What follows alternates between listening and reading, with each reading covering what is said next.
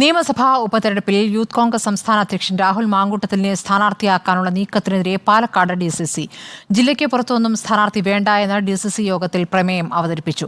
DCC ജില്ലാ general secretary P. Nandabalan അവതരിപ്പിച്ച പ്രമേയത്തെ മുതിർന്ന കോൺഗ്രസ് നേതാക്കൾ അടക്കം പിന്തുണയ്ക്കുകയായിരുന്നു. ഇക്ബാൽ അറക്കൽ വിവരങ്ങളുമായി. ഇക്ബാൽ, പാലക്കാട് കോൺഗ്രസ് എങ്ങനെയാണ് ഇപ്പോൾ ചിന്തിക്കുന്നത്? അവിടെ ആര് സ്ഥാനാർത്ഥിയാകണം എന്നൊരു ആവശ്യം മുന്നോട്ട് വയ്ക്കുന്നുണ്ടോ? രാഹുൽ മാങ്കൂട്ടത്തിലെ വേണ്ട എന്നുള്ള തീരുമാനം ഒറ്റക്കെട്ടായി എടുത്തതാണ്?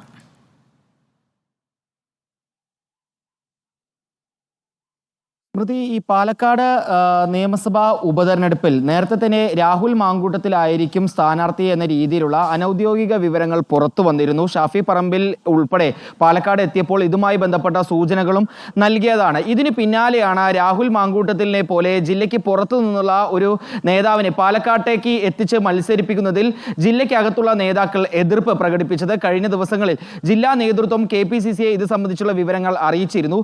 ഇന്നലെയാണ് KPCCയുടെ മുതിർന്ന നേതാക്കൾ ഉൾപ്പെടെ പങ്കെടുത്തുകൊണ്ടുള്ള പാലക്കാട്ടെ DCC യോഗം നടന്നത്.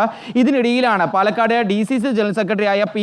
നന്ദബാലൻ ഇതുമായി ബന്ധപ്പെട്ടുള്ള ഒരു പ്രമേയം DCC യോഗത്തിൽ അവതരിപ്പിച്ചത്. പാലക്കാട് ജില്ലയിൽ നിന്ന് തന്നെയുള്ള ഒരു സ്ഥാനാർത്ഥിയെ വേണം പാലക്കാട് നിയമസഭാ ഉപതെരഞ്ഞെടുപ്പിൽ മത്സരിപ്പിക്കാൻ എന്നായിരുന്നു ഈ പ്രമേയത്തിൽ ആവശ്യം.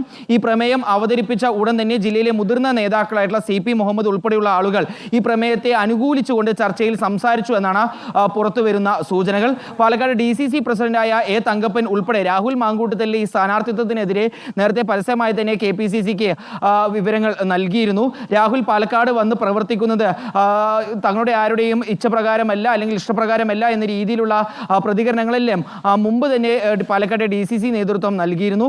ഏതായാലും നിലവിൽ പാലക്കാട്ടെ ജില്ലാ നേതൃത്വത്തിൻ്റെ ആവശ്യം എന്ന് പറയുന്നത് ജില്ലയിൽ നിന്നുള്ള അല്ലെങ്കിൽ ഈ നിയമസഭാ അടിസ്ഥാനത്തിലെങ്കിലും ഒരു സ്ഥാനാർത്ഥിയെ കണ്ടുപിടിച്ച് ഇവിടെ മത്സരിപ്പിക്കണമെന്നാണ്. ഉപതെരഞ്ഞെടുപ്പ് ആയതുകൊണ്ട് തന്നെ കോൺഗ്രസിന് വലിയ രീതിയിലുള്ള സ്വാധീനം പാലക്കാട് മണ്ഡലത്തിലുണ്ട്.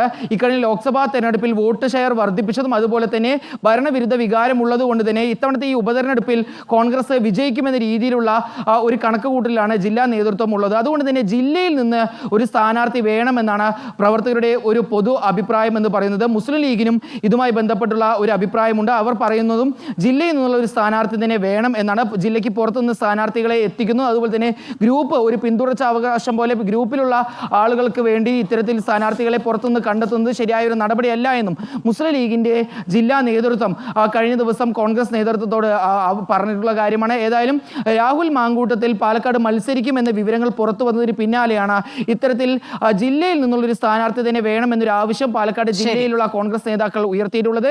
ഉടൻ തന്നെ ഈ ഒരു വിഷയം KPCCയുടെ ശ്രദ്ധയിൽ കൊണ്ടുവരാനാണ് പാലക്കാട്ടെ നേതാക്കളുടെ തീരുമാനം.